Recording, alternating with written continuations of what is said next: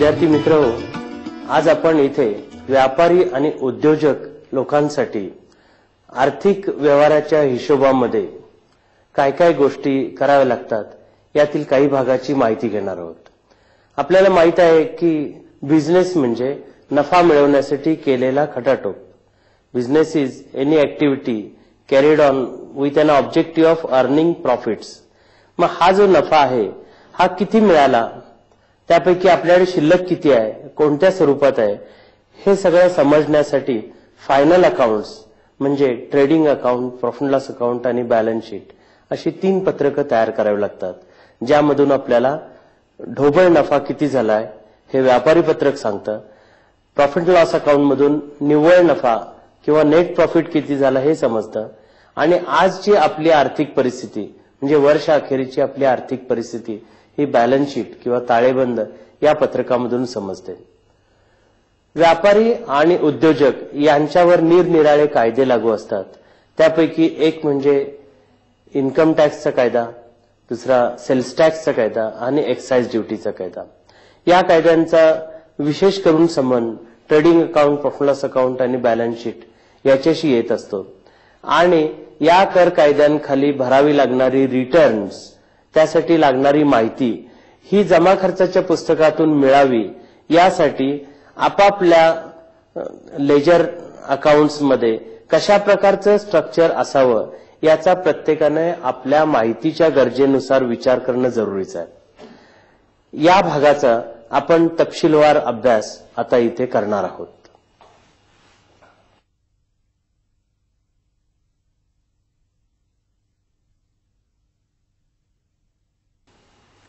Trading account मध्ये व्यापारी पत्रक ज्याला म्हणतो त्यामध्ये ढोबळ नफा काढण्यासाठी विक्री आणि विक्री करण्यासाठी झालेला एकूण खर्च याचा हिशोब मांडलेला असतो. बिझनेस ऑर्गनायझेशन्स मध्ये एक उत्पादक किंवा मॅन्युफॅक्चरर ज्याला म्हणतो तशा प्रकारची ऍक्टिव्हिटी, त्यानंतर ट्रेडिंग मध्ये घाऊक विक्रेते म्हणजे होलसेल ट्रेडिंग आणि दुसरं रिटेल ट्रेडिंग, असे एकूण 3 प्रकारचे बिझनेस ऍक्टिव्हिटी इथे आपण विचारात घेऊ. या तिघांच्या माहितीच्या गरजा अलग अलग असतात. मॅन्युफॅक्चरर लोकांना निरनिराळ्या महत्वाच्या मटेरियल बद्दलचे जमा खर्च पाहिजे असतो. तसंच ट्रेडर्सना निरनिराळ्या मुख्य प्रॉडक्ट्स जे विकले जातात त्याच्याबद्दलचं त्यातून नफा किंवा तोटा किती झाला हे पाहिजे असतं. याचबरोबर त्यांना सेल्स टॅक्सचे रिटर्न्स भरण्यासाठी सेल्स टॅक्सच्या नियमानुसार माहिती पण द्यावी लागत असते. या दृष्टिकोनातून आपण ट्रेडिंग अकाउंटसाठी खात्यांची रचना कशी असायला पाहिजे याचा विचार इथे करणार आहोत. यातला पहिला आयटम येतो sale of goods. Sale of goods मध्ये सेल्स टॅक्सच्या नियमानुसार जी माहिती द्यावी लागते, विशेष करून महाराष्ट्र सेल्स टॅक्स ऍक्ट प्रमाणे, तर त्यामध्ये सेलचे प्रकार येतात. सेलचे प्रकार असे आहेत जनरल सेल, ज्यामध्ये सेल विक्री 100 रुपये अधिक सेल्स टॅक्स काय 5 रुपये वगैरे आणि 105 रुपयाचं बिल, अशा प्रकारे जी विक्री होते किंवा जी विक्री बिलं तयार होतात त्या विक्रीला जनरल सेल्स असं म्हटलं जातं. आणि म्हणून त्यासाठी जनरल सेल्स कंसात LST जे म्हटलंय म्हणजे लोकल सेल्स टॅक्स. लोकल याचा अर्थ याच प्रांतातला, परप्रांतातला नव्हे. महाराष्ट्रातला आहे म्हणून त्याला आपण MST असं म्हणू शकतो. अशा प्रकारच्या सेलची विक्री चे जमा खर्च जनरल सेल्स या खात्यामध्ये करता येतील. त्यानंतर OMS सेल्स किंवा CST ब्रॅकेटमध्ये लिहिलेलं आहे. तर OMS म्हणजे out of Maharashtra state sales, त्याला परप्रांत विक्री असं म्हणतात. सेंट्रल सेल्स टॅक्सच्या कायद्यानुसार परप्रांत विक्रीचा आकडा वेगळा दर महिन्याला सेल्स टॅक्सला कळवावा लागतो रिटर्नद्वारा. त्यासाठी आपल्याला जर OMS सेल्स म्हणून खातं वेगळं ठेवलं तर त्याच्यातून ती माहिती सहजरित्या मिळू शकेल. यानंतर परप्रांत विक्री करत असताना ज्या वेळी खरेदी करणारी पार्टी आपल्याला C फॉर्म नावाचा एक फॉर्म देते तेव्हा लागू होणाऱ्या सेल्स टॅक्सचा दर वेगळा असतो आणि त्यामुळे परप्रांत विक्रीमधून C फॉर्म सह झालेली विक्री ही वेगळी दाखवावी लागते. यासाठी आपण वेगळं खातं ठेवू शकता. आपण त्याला असं नाव देऊ शकतो OMS sales with C form. ज्या सेलमध्ये सेल्स टॅक्स वेगळा लावला जात नाही, म्हणजे मगाशी 100 रुपये अधिक 5 रुपये सेल्स टॅक्स बरोबर 105 असं लावलं होतं. रिसेल किंवा फॉर्म टू सेल यामध्ये 105 रुपयाचंच बिल लावलं जातं, सेल्स टॅक्स वेगळा दाखवला जात नाही. सेल्स टॅक्स 105 या रकमेतच समाविष्ट असतो. अशा प्रकारच्या याला रिसेल असं म्हणतात. तशी माहिती हवी असेल तर त्या प्रकारे खातं वेगळं ठेवता येतं. जेव्हा एखादा होलसेलर आहे आणि ऑइल, सोप किंवा शुगर अशा प्रकारचा मोठा व्यापार आहे, तर त्याला साखरेचा व्यापार किती झाला, ऑइलचा किती झाला, सोपचा किती झाला याची माहिती वेगळी वेगळी हवी असते. त्याच्या ग्रॉस प्रॉफिटचं आकडे वेगळे वेगळे पाहिजे असतात. अशा वेळेस ती माहिती मिळण्यासाठी sale of sugar, sale of oil, sale of rice किंवा सोप जसा ज्याची गरज असेल त्याप्रमाणे त्या प्रॉडक्टचं नाव विक्री खात्यामध्ये घालून तसं विक्री खातं बनवून आपण वापरू शकता. त्यानंतर सेल्स रिटर्न्स म्हणजे विकलेला माल परत आला तर त्यासाठीचं खातं. सेल्स रिटर्न्स या खात्यामध्ये डेबिट बॅलन्स असतो आणि तो या बाजूच्या क्रेडिट आकड्यांमधून वजा होऊन राहिलेली नेट सेल्स म्हणजे निव्वळ विक्री ही हिशोबात घेतली जाते. ट्रेडिंग अकाउंटच्या इन्कम साइडला सेल्स हा एकच इन्कम आयटम असतो. त्यानंतर येतो तो क्लोजिंग स्टॉक ऑफ गुड्स म्हणजे वर्ष अखेरीला असलेल्या शिल्लक मालाची किंमत ही त्यामध्ये दाखवली जाते. स्टॉकचे लेजर अकाउंट्स कसे ठेवायचे याचा भाग आपण बॅलन्स शीट मध्ये पाहू. यानंतर ट्रेडिंग अकाउंटमध्ये पहिल्यांदा ओपनिंग स्टॉक ऑफ गुड्स येतात म्हणजे वर्षाच्या सुरुवातीला शिल्लक असलेला माल, त्याची किंमत. त्यानंतर परचेसेस ऑफ गुड्स हे येतात. परचेसेस ऑफ गुड्स मध्ये सुद्धा सेल प्रमाणेच आपल्या माहितीच्या गरजेनुसार खात्याची रचना आपण करू शकतो. जसे की out of Maharashtra state purchases, परप्रांतातून खरेदी केलेला माल. त्यानंतर आरडी परचेसेस म्हणजे रजिस्टर्ड डीलर, सेल्स टॅक्स कायद्याखाली नोंदणी झालेल्या डीलरकडून म्हणजे रजिस्टर्ड डीलरकडून म्हणजेच आरडी परचेसेस. त्यानंतर जे सप्लायर्स सेल्स टॅक्स कायद्याखाली नोंद झालेले नाही आहेत अशा लोकांच्याकडून माल खरेदी केल्यास त्या सप्लायरना यूआरडी परचेसेस किंवा अनरजिस्टर्ड डीलरकडून केलेल्या परचेसेस असं म्हटलं जातं. अशा प्रकारच्या खरेदीवर खरेदी कर म्हणजे परचेस टॅक्स आपल्याला भरावा लागतो. म्हणून हा आकडा आपल्याला वेगळा माहिती असणे जरुरीचं असतं. म्हणून त्यासाठी वेगळं खातं ठेवणं आवश्यक आहे. जर तुम्ही प्रॉडक्ट वाईज माहिती पाहिजे असेल तर तुम्ही केमिकल परचेसेस किंवा pig iron purchases, raw material purchases अशा प्रकारे मालाचं नाव खरेदी खात्यामध्ये घालून तशी तुम्ही खात्यांची रचना करू शकता. यातून तुम्हाला केमिकल्स किती खरेदी केले, पिग आयर्न किती खरेदी केलं किंवा रॉ मटेरियल किती खरेदी केले अशी माहिती मिळू शकेल. तसंच होलसेलर ऑइल परचेसेस किती केले, राईस परचेसेस किती केले किंवा शुगर परचेसेस किती केले असे पण माहिती सेपरेट अकाउंट्स ठेवून घेऊ शकतात. इथे परचेस रिटर्न्स म्हणून जे खातं असतं त्यामध्ये खरेदी केलेला माल परत दिला त्याचा जमा खर्च ठेवला जातो आणि अशा खात्याचा बॅलन्स क्रेडिट असतो. तो परचेसेसच्या डेबिट बॅलन्स मधून वजा होऊन निव्वळ खरेदीचा आकडा आपण विचारात घेतो. यानंतर येतात ते डायरेक्ट एक्सपेन्सेस किंवा ट्रेडिंग अँड मॅन्युफॅक्चरिंग एक्सपेन्सेस. या ग्रुप खाली फॅक्टरीमध्ये झालेले सर्व खर्च किंवा विक्री करण्यासाठी झालेला सर्व खर्च जो खरेदीशी संबंधित आहे किंवा माल आत आणत असताना त्याच्याशी संबंधित आहे त्याचा जमा खर्च केला जातो. त्यासाठी निरनिराळ्या प्रकारची खाती ठेवली जातात. उदाहरणार्थ फॅक्टरी एम्प्लॉईजना बोनस दिला तर बोनस टू फॅक्टरी एम्प्लॉईज असं खातं ठेवता येतं. खरेदी केलेला माल आत आणत असताना वाहतूक खर्च जो होतो त्याला कॅरेज इनवर्ड म्हणतात, त्यासाठी वेगळं खातं ठेवता येतं. फॅक्टरीमध्ये वापरल्या जाणाऱ्या ऍसेट्स वरती काढलेलं डेप्रिसिएशन ते वेगळ्या खात्याला चार्ज केलं जातं, त्यासाठी असा अकाउंट इथे ठेवला जातो. त्यानंतर डायरेक्ट मटेरियल एक्सपेन्सेस असं वेगळं खातं हवं असेल तर ठेवू शकता.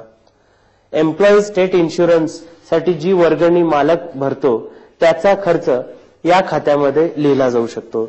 ESI contribution. फॅक्टरीमध्ये झालेले किरकोळ खर्च हे फॅक्टरी एक्सपेन्सेस अकाउंटला डेबिट करू शकता. त्यानंतर फॅक्टरीमधील ऍसेट्सचा इन्शुरन्स उतरवला तर त्याचा जमा खर्च फॅक्टरी इन्शुरन्स या अकाउंटला केला जातो. फॅक्टरीसाठी भाडं देत असाल तर ते भाडं फॅक्टरी रेंट या अकाउंटला डेबिट करावं लागतं.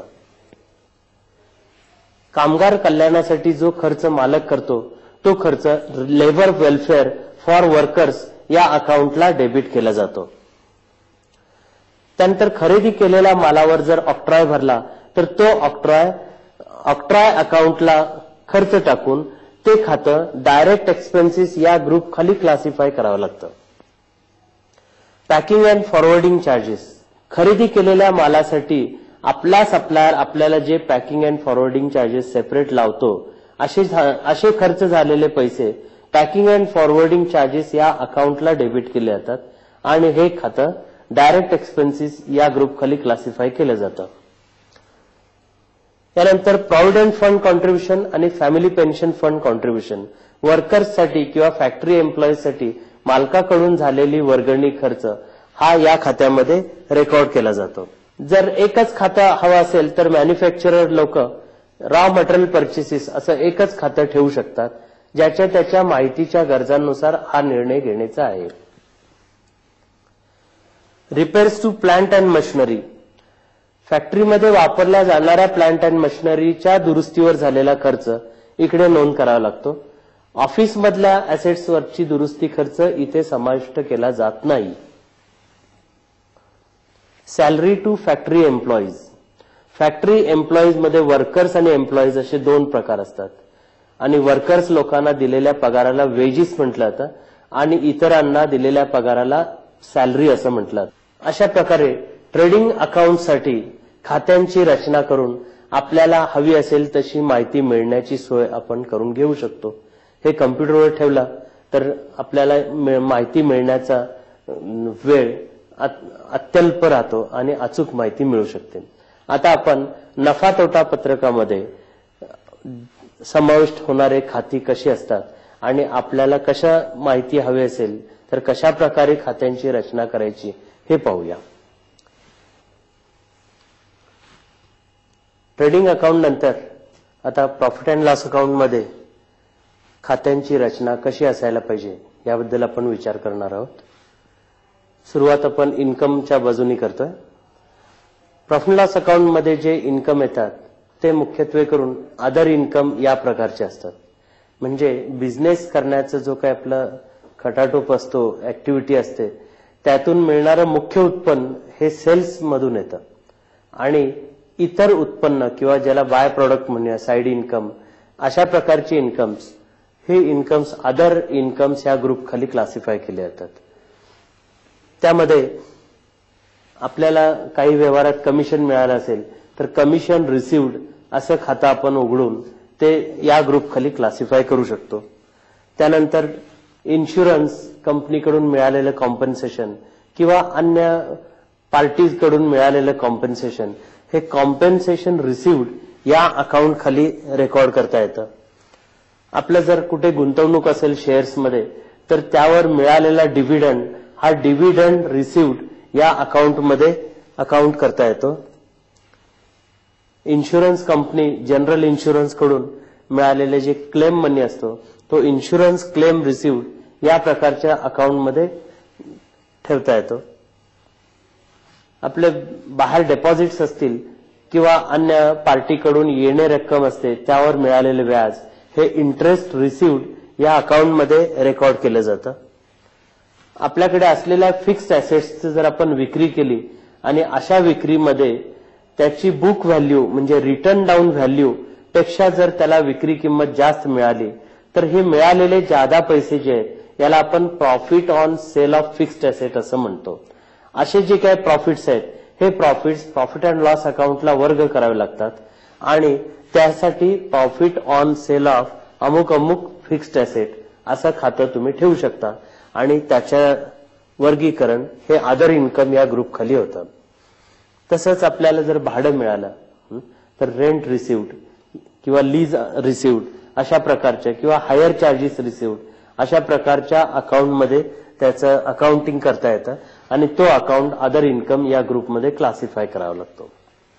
यानंतर आपण पाहू की निरनिराळी खर्चाची खाती ज्याला आपण इनडायरेक्ट एक्सपेन्सेस किंवा ऍडमिनिस्ट्रेटिव्ह एक्सपेन्सेस असं म्हणूया. माहितीच्या गरजांनुसार विविध खाती ठेवायची असतात हे आपण पहिल्यांदाच पाहिलंय. जाहिरात खर्च हा ऍडव्हर्टिजमेंट अकाउंट या खात्यामध्ये ठेवायचा असतो. जर ऑफिस एक्सपेन्स किंवा शॉप एक्सपेन्स अशा एकाच खात्यात सर्व व्यवहार नोंदवले तर आपल्याला सूक्ष्म फरक समजणार नाही, कुठे कुठे किती किती खर्च झाले याची डिटेल माहिती मिळणार नाही. यासाठी तपशीलवार माहिती मिळण्यासाठी विविध खात्यांची योजना करणं जरुरीचं असतं. ऑडिटरला दिलेली फीज ही ऑडिटर्स रेम्युनरेशन या खात्यामध्ये ठेवता येते. बँकेनं आपल्याला लावलेले चार्जेस किंवा बँकेनं आपल्याकडून घेतलेलं कमिशन विविध बँक व्यवहारामध्ये ते बँक चार्जेस अँड कमिशन या अकाउंटमध्ये ठेवायचं असतं. त्यानंतर ऑफिस एम्प्लॉईजना बोनस दिला तर बोनस टू ऑफिस एम्प्लॉईज असा वेगळा दाखवून इनडायरेक्ट एक्सपेन्सेस या हेड खाली तो अकाउंट क्लासिफाय करावा लागतो. म्हणजे वर्कर्सना दिलेला बोनस हा ट्रेडिंग अकाउंटला जातो डायरेक्ट एक्सपेन्सेस ग्रुप खाली, तर ऑफिस एम्प्लॉईजना दिलेला बोनस हा इनडायरेक्ट एक्सपेन्सेस खाली जातो. कॅरेज आउटवर्ड, मगाशी आपण कॅरेज इनवर्ड पाहिलं की माल खरेदी केल्यानंतर माल आपल्याकडे घेऊन येत असताना झालेला वाहतूक खर्च हा कॅरेज इनवर्ड म्हणतात. तर कॅरेज आउटवर्ड म्हणजे माल आपण गिरायकांच्याकडे पाठवतो त्यावेळेस झालेला वाहतूक खर्च हा कॅरेज आउटवर्ड या अकाउंट खाली क्लासिफाय करावा लागतो. आपल्याला कमिशन आणि डिस्काउंटचा जो खर्च आपला होतो, आपण इतरांना कमिशन देतो किंवा डिस्काउंट देतो, तो discount commission and discount paid या लेजर अकाउंटमध्ये रेकॉर्ड केला जातो. कम्प्युटर असेल तर त्याचा दुरुस्ती खर्च हा कम्प्युटर मेंटेनन्स एक्सपेन्सेस किंवा कम्प्युटर रिपेअर्स अशा प्रकारचं खातं त्यासाठी वापरावं.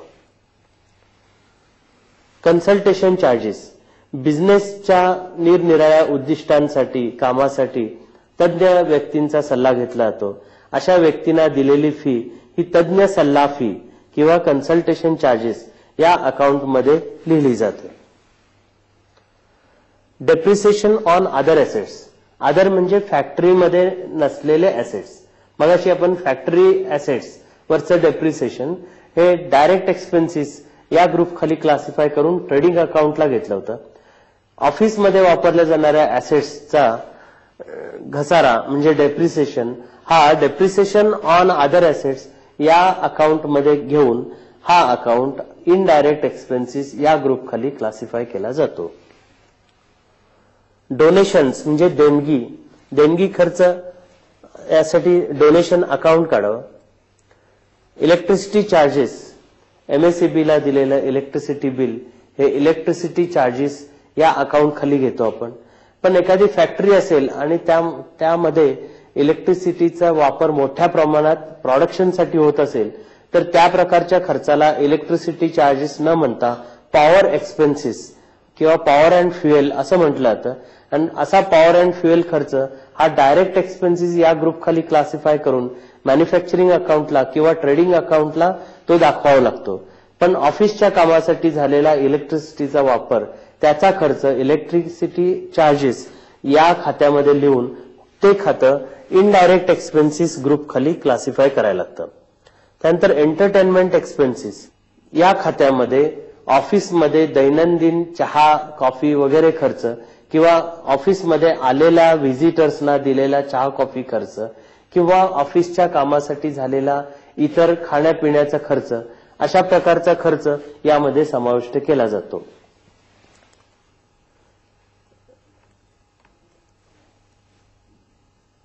एंटरटेनमेंट एक्सपेन्सेस किती असावेत ह्याला इन्कम टॅक्सच्या कायद्यामध्ये बंधनं आहेत आणि त्यासाठी एंटरटेनमेंट एक्सपेन्स किती झाला हे समजणं स्वतंत्ररित्या माहिती होणं जरुरीचं आहे. म्हणून ह्याचं खातं वेगळं ठेवावं आणि त्या प्रकारचे खर्च या खात्यामध्ये रेकॉर्ड करावेत. यानंतर एक्स ग्रेशिया, बोनसचंच दुसरं नाव एक्स ग्रेशिया. जेव्हा तुम्ही एक्स ग्रेशिया म्हणाल तेव्हा ex gratia to office employees असं खातं लिहा. जेव्हा बोनस म्हणाल तेव्हा बोनस टू ऑफिस एम्प्लॉईज असं खातं वापरा. Expenses written of. काही वेळा असे खर्च होतात की ज्याचा फायदा अनेक वर्षापर्यंत होऊ शकतो. उदाहरणार्थ ऍडव्हर्टिजमेंट कॅम्पेन यावर जर प्रचंड खर्च केला तर त्या जाहिरातीचा उपयोग आपल्याला 2, 3 ते 5 वर्षासाठी होऊ शकतो.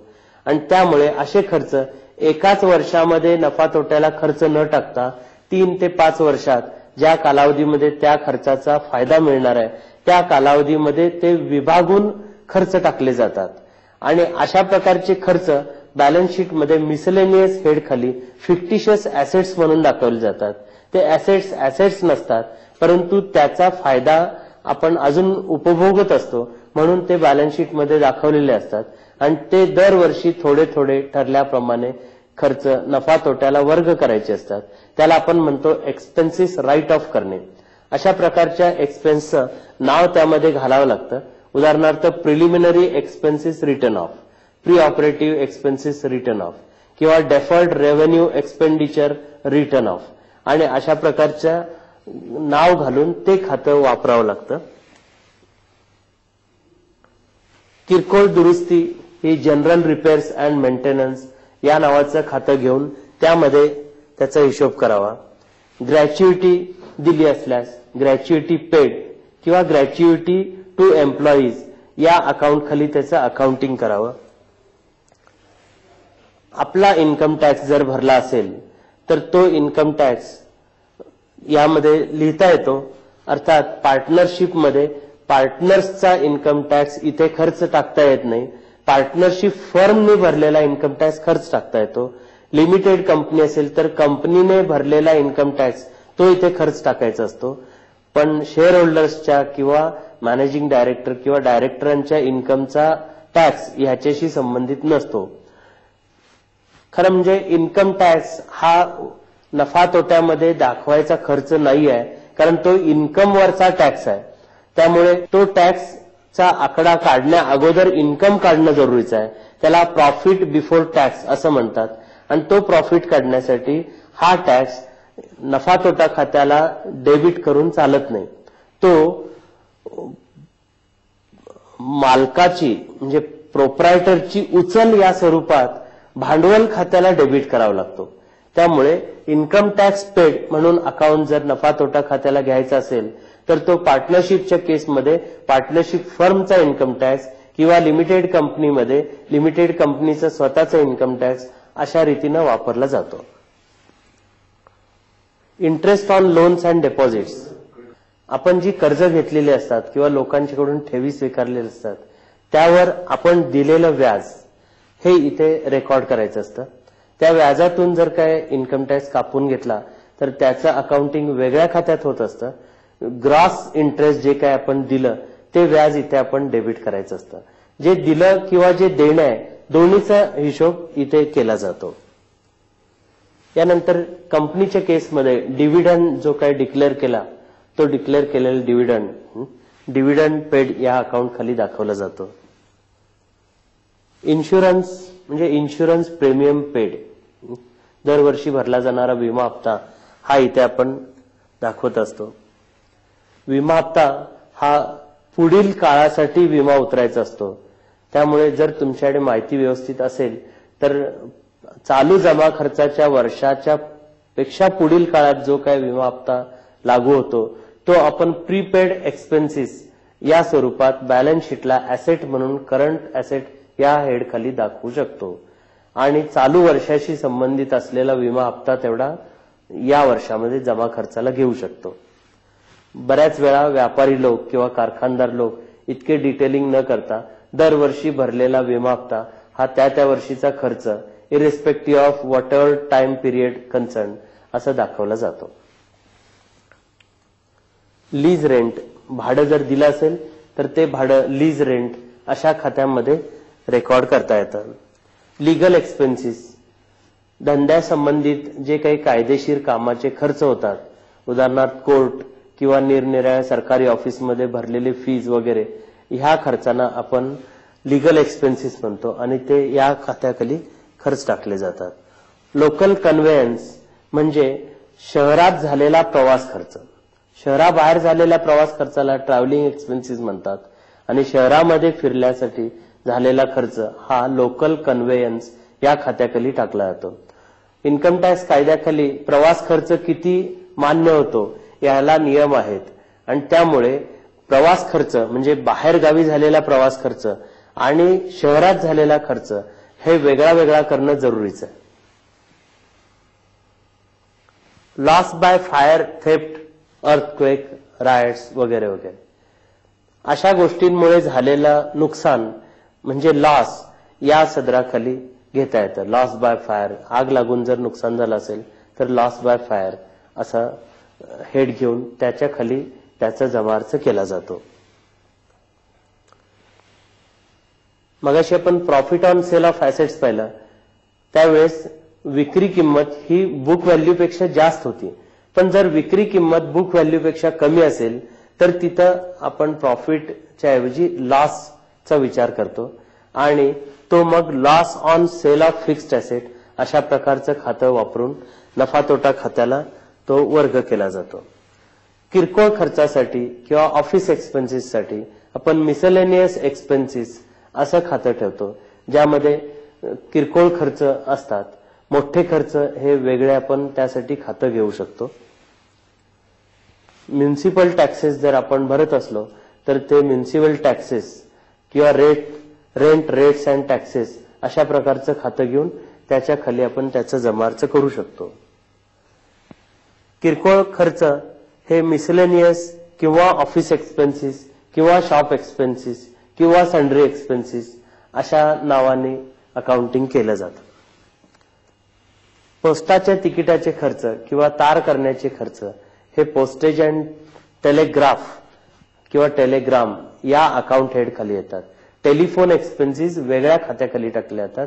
आपल्याला माहिती मिळणं हे मुख्य गरज असते, त्यामुळे टेलिफोन खर्च जरी पोस्ट खात्याला देत असलो तरी सुद्धा टेलिफोन खर्च हे मोठे असतात, त्यामुळे त्याचा पोस्टेजच्या खात्याशी संबंध न ठेवता ते दोन्ही आकडे अलग अलग दिसावेत यासाठी अलग अलग खात्यांची योजना करणं जरुरीचं असतं.